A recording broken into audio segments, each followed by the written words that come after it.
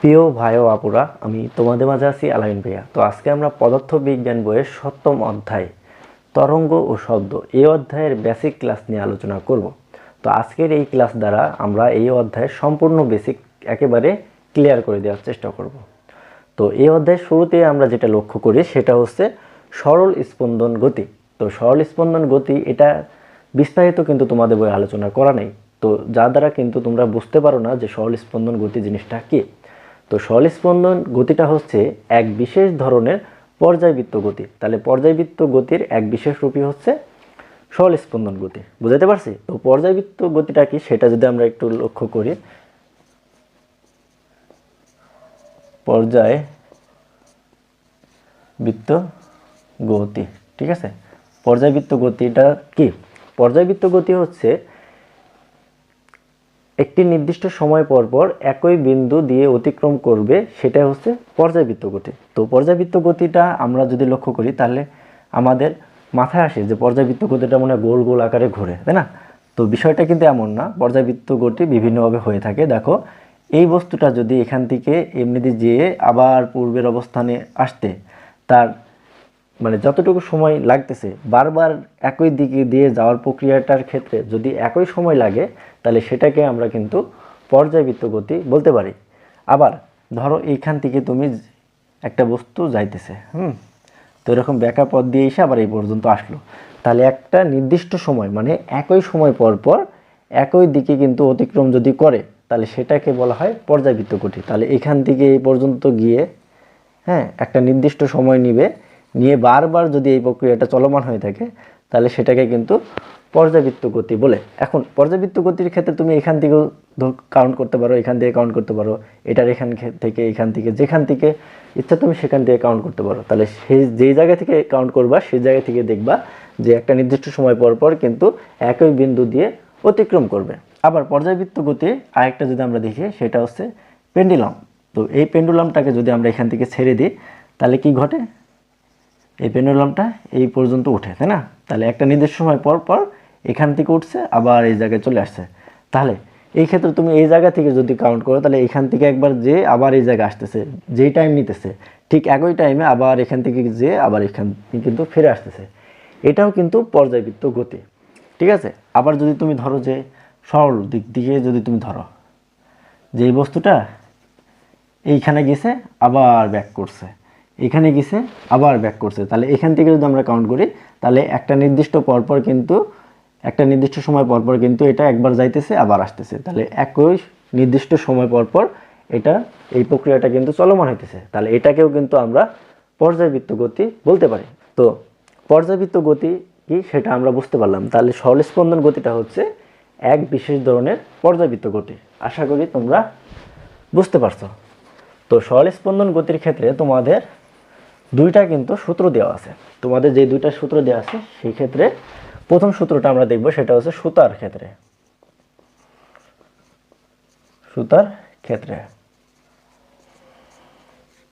তো সুতার ক্ষেত্রে আমরা দেখি হচ্ছে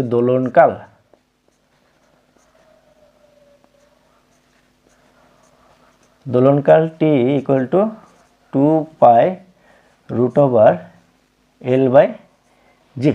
তাহলে এটা হচ্ছে সুতার দোলনকাল। তাহলে আমরা যদি একটা পেন্ডুলাম নিই তাহলে এই পেন্ডুলামটা নিয়ে যদি আমরা এখান থেকে ছেড়ে দিই, স্বাভাবিকভাবে এই পেন্ডুলামটা এই পর্যন্ত উঠবে, এখান থেকে এই পর্যন্ত উঠবে, আবার এখান থেকে এই জায়গায় কিন্তু ফিরে আসবে, তাই না?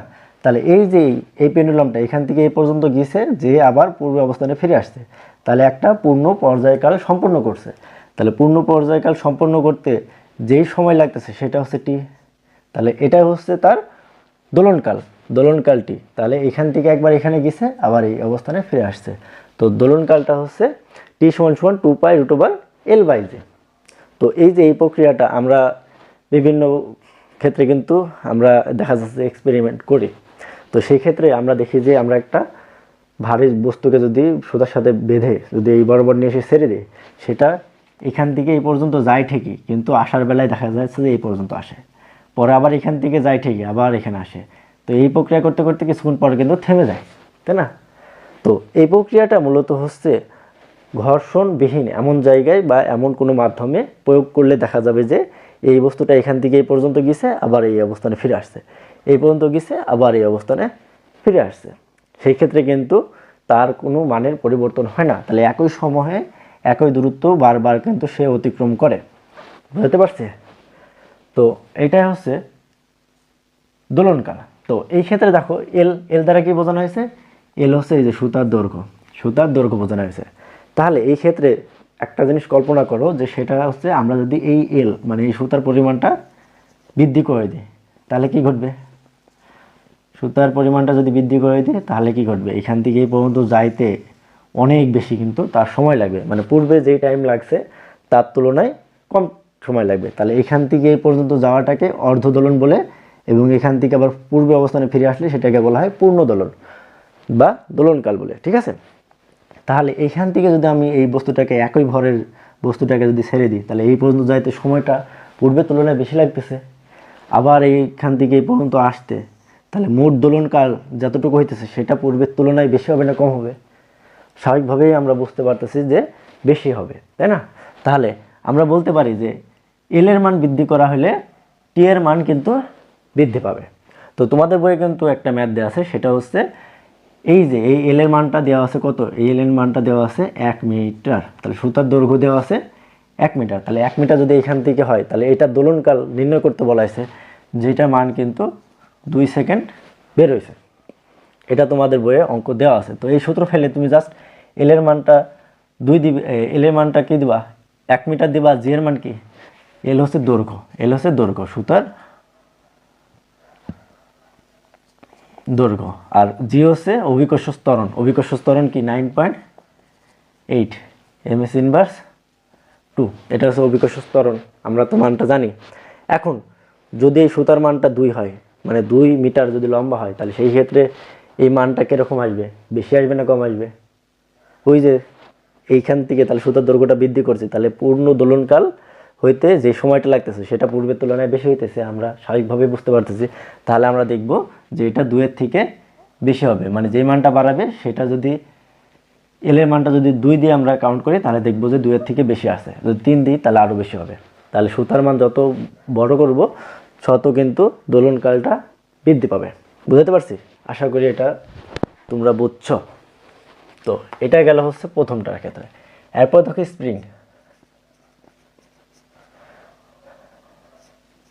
স্প্রিং এর ক্ষেত্রে।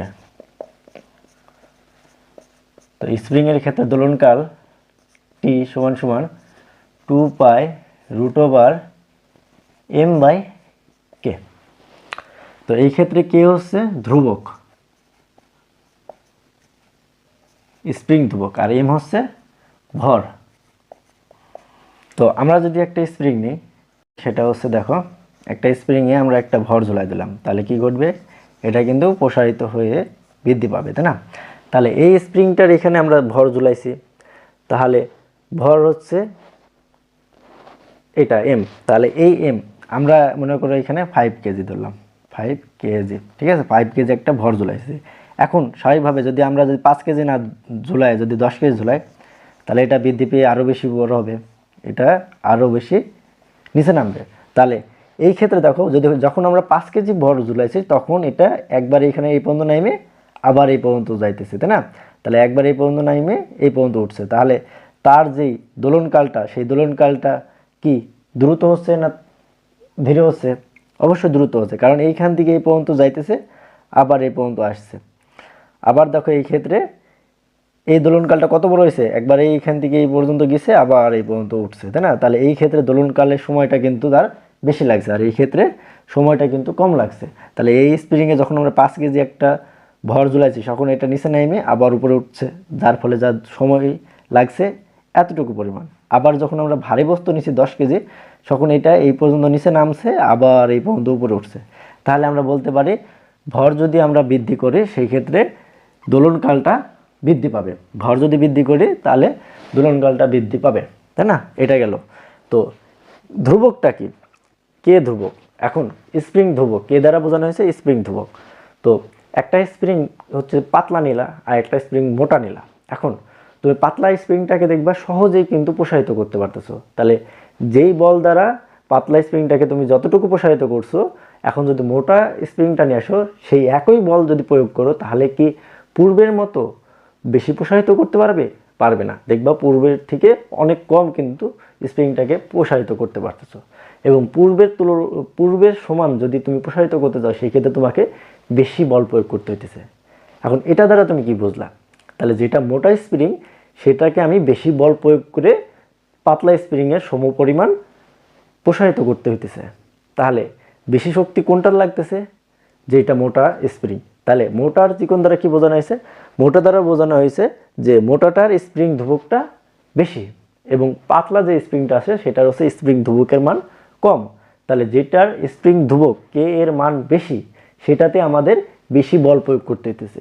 এবং যেটার পাতলা স্প্রিং ধ্রুবকটা কে এর মানটা কিন্তু কম হইতেছে, যার ফলে কম বল প্রয়োগ করেই কিন্তু আমরা বেশি প্রসারিত করতে পারতেছি। তো এটা হচ্ছে স্প্রিং ধ্রুবকের কাজ। আশা করি তোমরা বুঝতে পারছো। তো সরল স্পন্দন গতি সম্পর্কে এতটুকুই আলোচনার ছিল। তো সরল স্পন্দন গতি সম্পর্কে আমরা ক্লিয়ার আশা করি। তো সরল স্পন্দন গতির পরে আমাদের কি আছে সেটা আমরা একটু খেয়াল করব।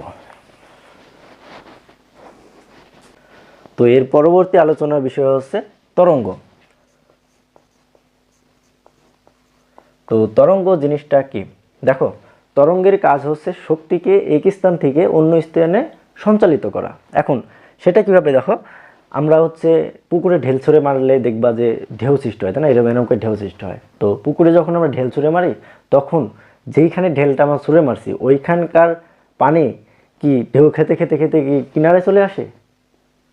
তোমার কি মনে হয় যে যেইখানে ঢেল ছুঁড়ে মারছো ওই ঢেউয়ের মাধ্যমে ওই জায়গার পানিটা কি কিনারের দিকে আসে? না, সেটা কিন্তু কিনারায় আসে না। কি হয় যে যেখানে ঢেল ছুঁড়ে মারছো ওইখানকার যে শক্তি তরঙ্গ, সেই তরঙ্গ শক্তিটা কিন্তু ওই স্থান থেকে তরঙ্গের মাধ্যমে কিনারায় এসে পৌঁছায়। এখন এটার একটা উদাহরণ যদি তুমি খেয়াল করো বাস্তব দৃষ্টিতে, সেটা হচ্ছে আমরা বিভিন্ন ব্যায়ামে দেখি না যে দড়ি নিয়ে এভাবে ব্যায়াম করে, যে এইভাবে বডি বানানোর জন্য। তো যখন আমরা দড়ি দিয়ে এইভাবে লড়াই, এখন কি ঘটে? দড়ির যেখান থেকে তুমি স্পন্দন করো বা কাঁপাও, সেইখান থেকে কি ঘটে? সেইখান থেকে দড়িটা এরকম ঢেউয়ের আকৃতি সৃষ্টি করে। এখন আমি এই জায়গায় কাঁপাইলাম, তাহলে এই জায়গায় দড়িটা কি মাথায় যায় পৌঁছায়? মাথায় যায় পৌঁছায় না। কি হয় যে যেই জায়গাটা আমি লড়াইতেছি ওই জায়গাটার শক্তিটা এরকম করে ঢেউয়ের সৃষ্টি হয়ে হয়ে একেবারে দড়ির মাথায় চলে যায়, তাই না? এটা হচ্ছে তার একটা সুন্দর উদাহরণ। তাহলে আমরা যখন একটা ঢেল পুকুরে ছুড়বো তখন দেখবো যে এটার ঢেউ সৃষ্টি হবে। তাহলে এই ঢেউ যে সৃষ্টি হয়েছে এটা হচ্ছে তরঙ্গের মাধ্যমে কিন্তু এই ঢেউর শক্তিটা এখান থেকে কিনারায় যায় পৌঁছায়। বুঝাইতে পারছি? তো মনে করে এখানে প্রত্যেকটা কণা আছে, পানির কণা। তো এই কণাগুলো কি করে? এই কণাগুলো একবার এরকম করে নিচে নামে, একবার উপরে নামে। তো এরকম তরঙ্গের মাধ্যমে কিন্তু এই স্থান থেকে এই স্থানে শক্তিটা পাঠায় দেয়। এখন এই জায়গায় যে কণাটা আছে সেই কণাটা কি ঢেউয়ের সাথে সাথে তরঙ্গের সাথে সাথে কি এই জায়গায় যায় পৌঁছায়? এখানকার কণাটা কি এই জায়গায় যায় পৌঁছায়?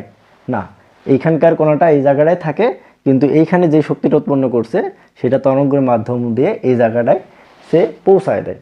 বুঝতে পারছি? তো তরঙ্গ চলার জন্য কিন্তু মাধ্যমের প্রয়োজন হয়। তো একটা হচ্ছে তড়িৎ চৌম্বকীয় মাধ্যমে তরঙ্গ চলাফেরা করে, আর একটা হচ্ছে যান্ত্রিক মাধ্যমে তরঙ্গ চলাফেরা করে। আমরা যে শব্দ উৎপন্ন করি না, সেটাও কিন্তু এক প্রকার তরঙ্গ। তাহলে শব্দের তরঙ্গটা কোন মাধ্যম দিয়ে চলাফেরা করে জানো? শব্দের তরঙ্গটা কিন্তু বায়বীয় বা বাতাসের মাধ্যম দিয়ে কিন্তু চলাচল করে। আবার এই শব্দের তরঙ্গটা কিন্তু তুমি তরল মাধ্যম দিয়েও কিন্তু চলাচল করতে দেখবে। আবার কঠিন মাধ্যম দিয়েও কিন্তু শব্দ তরঙ্গটা চলাচল করে। তো আমরা স্বাভাবিকভাবে শব্দের বায়বীয় বা বাতাসের মাধ্যম দিয়ে কিন্তু শব্দের চলাফেরাটা লক্ষ্য করি। আমরা যদি একটা লোহাতে আঘাত করি, দেখবা লোহাটার ভিতর দিয়ে কিন্তু শব্দ এক প্রান্ত থেকে অন্য প্রান্তে যায়, তাই না? তাহলে সেই ক্ষেত্রে কঠিন মাধ্যমেও কিন্তু শব্দটা চলাচল করতেছে। কিন্তু আমরা যখন আলো ছড়াই বা সূর্য থেকে যে আলো আমাদের পৃথিবীতে আসে, সেটা কোন মাধ্যম দিয়ে আসে? সেটা হচ্ছে তড়িৎ চৌম্বকীয় মাধ্যম দিয়ে আসে। তো এবার আমরা তরঙ্গর একেবারে বিস্তারিত আলোচনা করব। দেখো, প্রথমে আমরা একটা তরঙ্গ এঁকে নিই। তো এই তরঙ্গটা যে আমরা আঁকলাম, তো এই তরঙ্গের এইটাকে বলা হয় কি জানো? এটাকে বলা হয় তরঙ্গ শীর্ষ।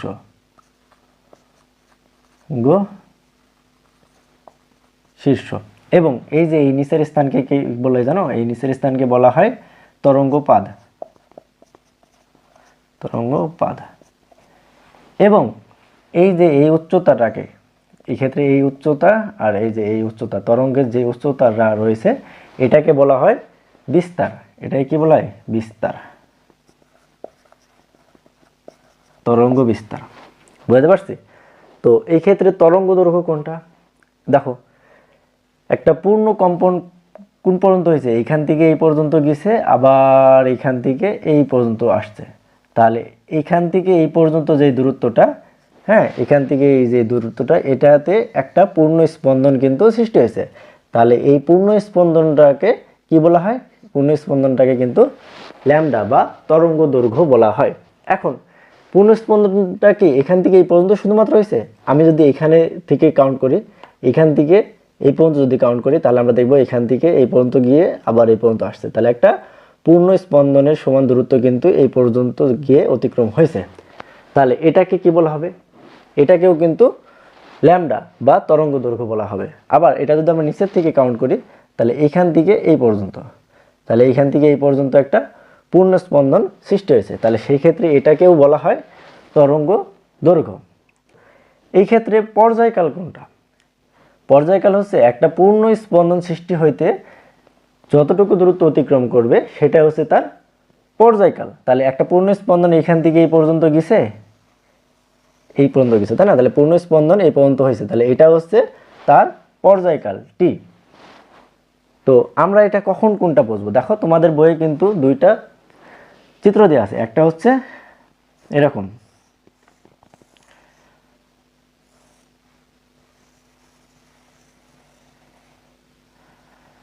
আরেকটা হচ্ছে এরকম। ঠিক দুইটা চিত্র কিন্তু একই রকম, তোমরা পার্থক্য খুঁজে পাবে না। তো পার্থক্যটা কি? একটা হচ্ছে সময়ের,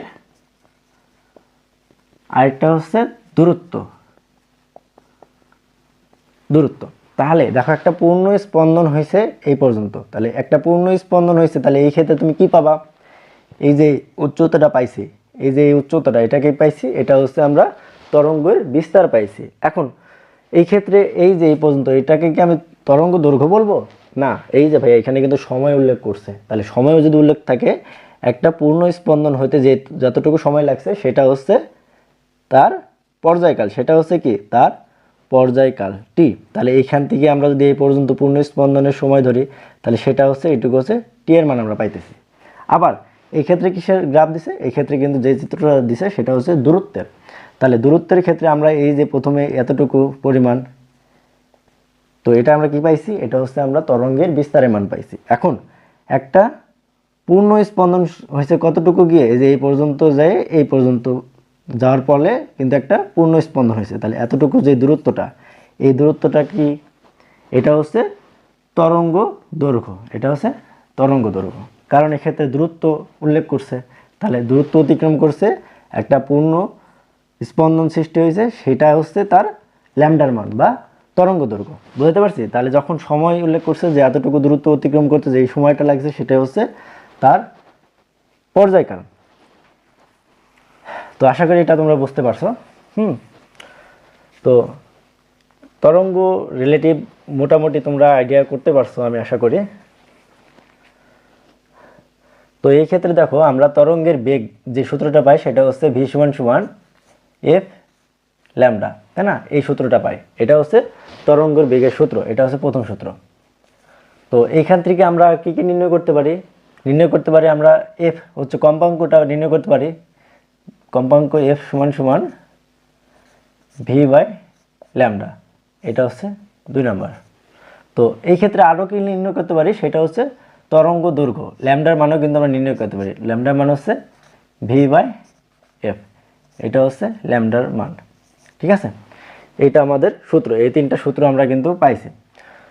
তো এই ক্ষেত্রে আমরা আরেকবার চিত্রটি লক্ষ্য করি, দেখো। তো এই ক্ষেত্রে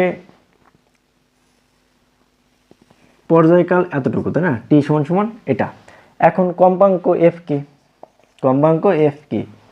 এফ হচ্ছে, দেখো, 1 সেকেন্ডে যতবার পর্যায়কাল হয় সেটা হচ্ছে তার এফ এর পরিমাণ। 1 সেকেন্ডে যতবার পর্যায়কাল হয় সেটাই হচ্ছে তার কম্পাঙ্ক।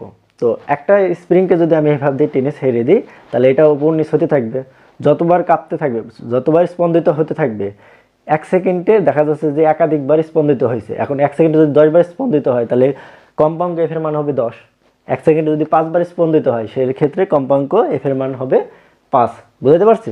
তো কম্পাঙ্ক হচ্ছে প্রতি সেকেন্ডে টি এর মান যত হবে সেটাই হচ্ছে তার কম্পাঙ্ক। তাহলে কম্পাঙ্ক এফ সমান সমান আমরা আরেকভাবে নির্ণয় করতে পারি, সেটা হচ্ছে 1/t। 1/t এই সূত্র দ্বারাও কিন্তু আমরা কম্পাঙ্ক নির্ণয় করতে পারি। তো এই ক্ষেত্রে টি এর মান, টি হচ্ছে পর্যায়কাল, তো টি এর সূত্রটাও আমরা এরকম পাই যে টি সমান সমান 1/f। ঠিক আছে, পর্যায়কাল কিন্তু আমরা এটা দিয়ে নির্ণয় করতে পারি, এটা হচ্ছে পর্যায়কাল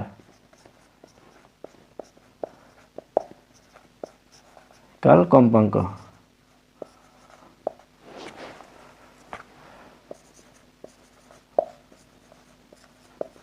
কম্পাঙ্ক, তাহলে কম্পাঙ্ক আমরা কয়টা পেলাম? এই যে কম্পাঙ্ক কিন্তু আমরা আরেকটা পাইছি, তাহলে এখানেও একটা পাইছি, এখানে একটা পাইছি। তো এগুলো গেল। তো আশা করি তরঙ্গ রিলেটিভ তোমাদের আর কোনো সমস্যা থাকার কথা না। তো তরঙ্গের পরে কি আছে? তরঙ্গের পর আছে প্রতিধ্বনি রিলেটিভ। ঠিক আছে, শব্দের প্রতিধ্বনি। তো প্রতিধ্বনি রিলেটিভ আমরা আলোচনা করবো। এবার দেখো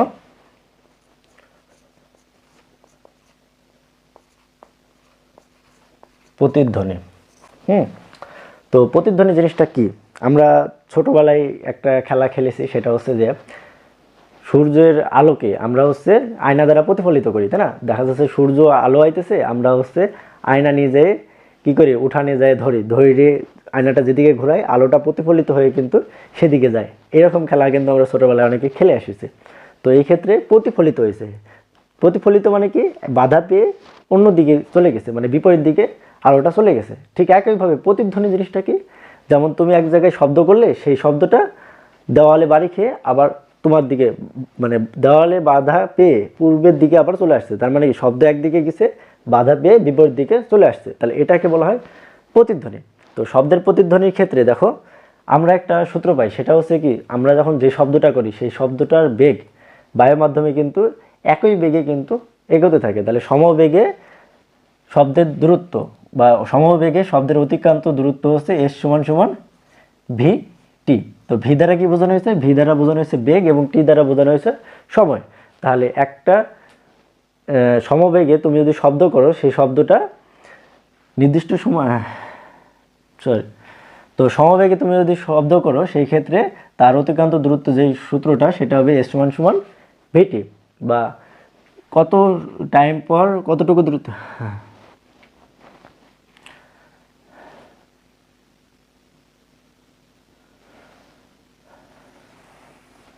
তো প্রতিধ্বনি জিনিসটা কি? দেখো আমরা ছোটোবেলায় কিন্তু একটা খেলা খেলে এসেছি, সেটা হচ্ছে দেখা যাচ্ছে যে আমরা আয়না নিয়ে উঠানে বসে থাকতাম, সূর্যের আলো এসে আয়নায় পড়তো, এখন আয়নায় পড়ে সেই আলোটা প্রতিফলিত হয়ে কিন্তু অন্যদিকে চলে যেত। এখন আমরা আয়নাটা যেদিকে ঘুরাইতাম সেদিকে কিন্তু আলোটা প্রতিফলিত হয়ে যেত। তো এরকম আমরা কিন্তু ছোটোবেলায় খেলে এসেছি। তো প্রতিধ্বনি জিনিসটাও ঠিক একই রকম, যে প্রতিধ্বনি হচ্ছে আমরা যেই আওয়াজটা বা শব্দটা করি সেই শব্দটা একটা মাধ্যমে বাধা পেয়ে পূর্বের দিকে ফিরে আসে। মানে তুমি এখান থেকে শব্দ উৎপন্ন করছো, তো এই শব্দটা এদিকে যে বাধা পাইছে কোথায়? একটা দেওয়ালে বাধা পেয়ে আবার পূর্বের দিকে ফিরে এসেছে, তাহলে এটাকে বলা হয় প্রতিধ্বনি। বুঝতে পারছি? তো আমরা আরেকটা জিনিস মাথায় রাখতে হবে, সেটা হচ্ছে যে শব্দ কিন্তু সমবেগে কিন্তু আগায়। তো সমবেগে শব্দের অতিক্রান্ত দূরত্ব যে সূত্রটা, সেটা হচ্ছে এস সমান সমান ভিটি। তাহলে সমবেগে একটা সময় পর তার অতিক্রান্ত দূরত্ব হবে এস, বা সরণ হবে এস। ঠিক আছে? তো এখন যদি আমরা প্রতিধ্বনি রিলেটিভ কথা বলি, মানে কি, এখান থেকে তুমি শব্দ করলে, এখান থেকে তুমি শব্দ করলে, তাহলে এখান থেকে শব্দ করলে তুমি কি দেখতে পাবা? যে এই শব্দটা এই জায়গায় যাবে, যে এই দেওয়ালে বাড়ি খাবে, তাহলে এই পর্যন্ত যে দূরত্বটা, এই দূরত্বটাকে যদি আমরা ডি দ্বারা প্রকাশ করি, মানে এই তোমার থেকে এই দেওয়াল পর্যন্ত যে দূরত্বটা, সেটাকে আমরা যদি ডি দ্বারা প্রকাশ করি, তাহলে তুমি শব্দ করছো, এখানে শব্দ করার পর প্রথমে শব্দটা এই ডি দূরত্ব পর্যন্ত কি করবে? অতিক্রম করবে। বুঝো? এখন প্রতিধ্বনি মানে কি? এই শব্দটা কিন্তু আবার পূর্বের দিকে ফিরে আসবে। তাহলে এই শব্দটা যখন পূর্বের দিকে ফিরে আসবে, তখন এই শব্দটা কিন্তু আরও ডি পরিমাণ দূরত্ব অতিক্রম করবে। তাহলে এই ক্ষেত্রে মোট ডি কত? 2D। তাহলে আমাদের সূত্র দ্বারা আছে ডি প্লাস ডি সমান সমান ভি টি। এখন ভাই এখানে এস আছে, এখানে ডি কেন দিলাম? এস দ্বারাও বোঝানো হয়েছে অতিক্রান্ত দূরত্ব, ডি দ্বারাও বোঝানো হয়েছে অতিক্রান্ত দূরত্ব। তাহলে আমরা এখান থেকে এই পর্যন্ত যে দূরত্বটাকে সেটাকে আমরা এস এর ডি এর পরিবর্তে এসও লিখতে পারি, ঠিক আছে। তো তোমাদের বইয়ে যেহেতু 2D সূত্র আছে সেহেতু আমরা অতিক্রান্ত দূরত্বটাকে ডি আকারে ধরবো। তাহলে ডি প্লাস ডি সমান সমান ভিটি, কারণ শব্দ সমবেগে যায়। তাহলে বা আমরা লিখতে পারি ডি প্লাস ডি, তাহলে 2D সমান সমান ভিটি। এটা হচ্ছে আমাদের সূত্র, বুঝতে পারছি। এখন এই সূত্র দ্বারা তুমি বুঝতে পারবা যে তুমি একটা জায়গা থেকে শব্দ উৎপন্ন করলা, সেই শব্দটা পাহাড় বা দেওয়ালে প্রতিফলিত হয়ে তোমার দিকে যখন ফিরে আসবে তখন তুমি ওই শব্দটা আবার শুনতে পাবা কি না। এখন আমরা জানি শব্দের স্নায়ুত্বকাল কত, 0.1 সেকেন্ড, তাই না? তাহলে এই শব্দটা এখান থেকে এই পর্যন্ত যাবে, যে আবার এই অবস্থানে ফিরে আসার ক্ষেত্রে তার যেই শব্দের ব্যবধান, সেই ব্যবধানটা যদি 0.1 সেকেন্ডের বেশি হয়, 0.1 সেকেন্ডের বেশি হয়, সেই ক্ষেত্রে আমরা তার প্রতিধ্বনিটা শুনতে পাবো, তাই না? তাহলে এই ক্ষেত্রে আমরা এই সূত্র দ্বারা কিন্তু এটা নির্ণয় করতে পারবো যে যেই সময়টা লাগতেছে আমাদের, যেই সময়টা লাগতেছে সেই সময়টা কত। তো সেটা কিভাবে নির্ণয় করবো দেখো। তো এই সূত্রটা আমি একেবারে ভেঙে চলে দেখাচ্ছি তোমাকে। 2D সমান সমান ভিটি, সূত্র হচ্ছে এডি আমাদের। তাহলে আমরা এটাকে এই পাশে নিয়ে যাবো, সমান সমান এটাকে ওই পাশে নিয়ে যাবো। তাহলে ভিটি সমান সমান 2D। আমি একটু সহজভাবে দেখাই দিতেছি, হ্যাঁ। তোমরা চাইলে এই লাইনটা স্কিপ করতে পারো, সবার জন্য না, যাতে সহজ হয় সেজন্য আমি এই লাইনটা দিতেছি। তাহলে এই ক্ষেত্রে আমাদের টি এর মান দরকার, তাহলে টিটাকে আমরা এই পাশে রাখবো। রাখার পর ভি এর সাথে টি কি আকারে আছে, গুণ আকারে আছে। তাহলে আমরা জানি যে সমান সমানের পরে যে ভাগ হয়ে যাবে, তাহলে ভি। তাহলে আমরা এই সূত্র দ্বারা আমরা টি এর মানটা নির্ণয় করতে পারি, যে টি এর মানটা যদি 0.1 থেকে কম হয় তাহলে প্রতিধ্বনি শুনতে পাবো না, এবং যদি 0.1 থেকে বেশি হয় তাহলে আমরা প্রতিধ্বনিটা কিন্তু শুনতে পাবো। তো আশা করি এটা বুঝতে পারছো প্রতিধ্বনি রিলেটিভ অঙ্ক। আমরা তো ম্যাথমেটিক প্রবলেম বা সিকিউ সলভিং ক্লাস দ্বারা শেষ করে ফেলবো, হ্যাঁ। তো আপাতত কোনো অঙ্ক দিতেছি না। তো এর পরবর্তী আলোচনার বিষয় হচ্ছে শব্দের বেগের পার্থক্য।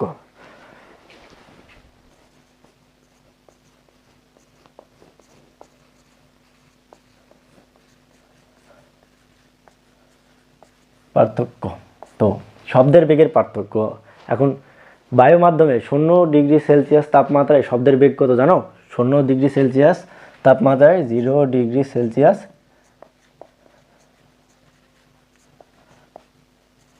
প্রায় শব্দের বেগ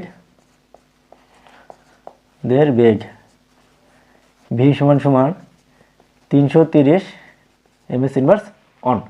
তো 0°C তাপমাত্রায় শব্দের বেগ 330 মিটার/সেকেন্ড। তো এই মানটা তোমরা একেবারে ঠোঁটস্থ করে রাখবা ভাই, এই মানটা একেবারে মুখস্থ করে রাখবা, এটা তোমাদের জন্য ফরজ, বুঝতে পারছো? এটা না পারলে কিন্তু পরবর্তীতে যদি প্রশ্নে উল্লেখ না দেওয়া থাকে তাহলে কিন্তু আর পারবা না অঙ্ক। তো আশা করি এটা মুখস্থ করে ফেলবা।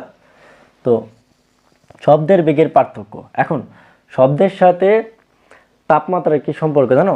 শব্দের সাথে তাপমাত্রা দেখো, শব্দের বেগের সাথে তাপমাত্রা সম্পর্ক ভি সমানুপাতিক √T। তাহলে এই ক্ষেত্রে যে তাপমাত্রা টিটা আমরা নিই, টি এর যে তাপমাত্রাটা নিই, এই তাপমাত্রাটাকে আমরা সেলসিয়াস ডিগ্রিতে নিব না, এটাকে কিন্তু আমরা কেলভিন এককে নিতে হবে। কেলভিন এককে কিভাবে নিব? 0°C তাপমাত্রাকে তুমি যদি কেলভিনে নিয়ে যাও তাহলে কি ঘটবে? তাহলে 0 + 273, তাহলে আমরা কত পাচ্ছি? 273 কেলভিন। যদি 5°C তাপমাত্রা নাও তাহলে সেই ক্ষেত্রে কি ঘটবে? 5 + 273, তাহলে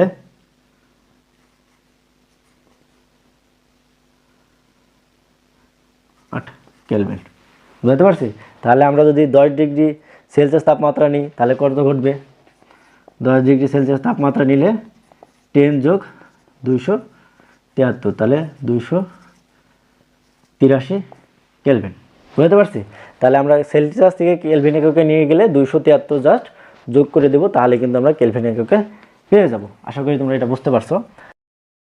শব্দের বেগের সাথে তাপমাত্রার যে সম্পর্কটা সেটা হচ্ছে শব্দের বেগ তাপমাত্রার বর্গের সমানুপাতিক। তাহলে এই ক্ষেত্রে আমরা যদি তোমার দেয়া থাকে যে 0 ডিগ্রি সেলসিয়াস তাপমাত্রায় শব্দের বেগ এত, এখন যদি তোমাকে বলা হয় যে 5 ডিগ্রি সেলসিয়াস তাপমাত্রায় শব্দের বেগ কত নির্ণয় করো, সেই ক্ষেত্রে তুমি একটা তাপমাত্রা জানো, দুইটা তাপমাত্রা জানো, একটা বেগ জানো, ভিটুর মানটা কি তুমি জানতেছো? তাহলে এটা যদি T1 হয়, এটা যদি T2 হয় এবং এটা যদি V1 হয়, তাহলে V2 সমান সমান কত এটা যদি তোমার নির্ণয় করতে বলে, তাহলে তুমি কিভাবে নির্ণয় করবে?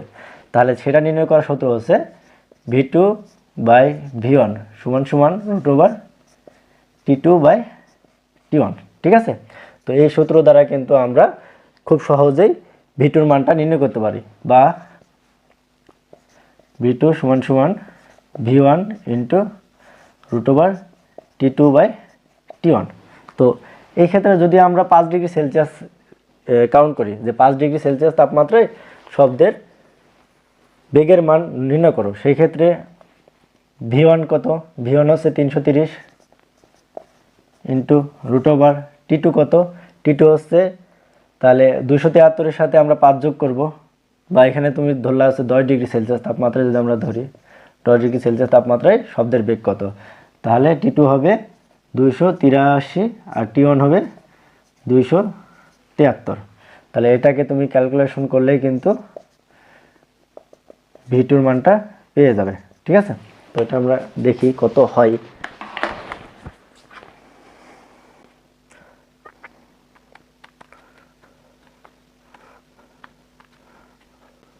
এটার মান হচ্ছে 335.98 ms ইনভার্স অন। এটা আছে অ্যান্সার। তাহলে দেখছো খুব সহজেই কিন্তু আমরা এই সূত্র দ্বারা V2 মানটা নির্ণয় করতে পারি। তো আশা করি তোমরা এটা নির্ণয় করতে পারবা। তো এই অধ্যায়ে আমরা মোট অনেকগুলো টপিকস নিয়ে আলোচনা করলাম। তো আজকের ভিডিও দ্বারা আমরা হয়তোবা প্রায় সবগুলো টপিকসই তোমাদের একেবারে ক্লিয়ার করে দিয়েছি। তো আশা করি এই অধ্যায়ের বেসিক সম্পর্কে আর কোনো প্রবলেম থাকার কথা না। তো এর পরবর্তীতে আমরা হচ্ছে সিকিউ সলভিং ক্লাসেও কিছু কিছু বেসিক আলোচনার মাধ্যমে প্রত্যেকটা সৃজনশীল কমপ্লিট করে দেব, যার ফলে তোমাদের এই অধ্যায়ে আর কোনো সমস্যা থাকবে না। তো আশা করি ভিডিওটা তোমাদের উপকৃত হবে। হ্যাঁ, তো কেমন ক্লাস নিতেছি তোমরা অবশ্যই কমেন্ট করে জানাবা। তো সবাই ভালো থাকবে, সুস্থ থাকবে। আল্লাহ হাফেজ।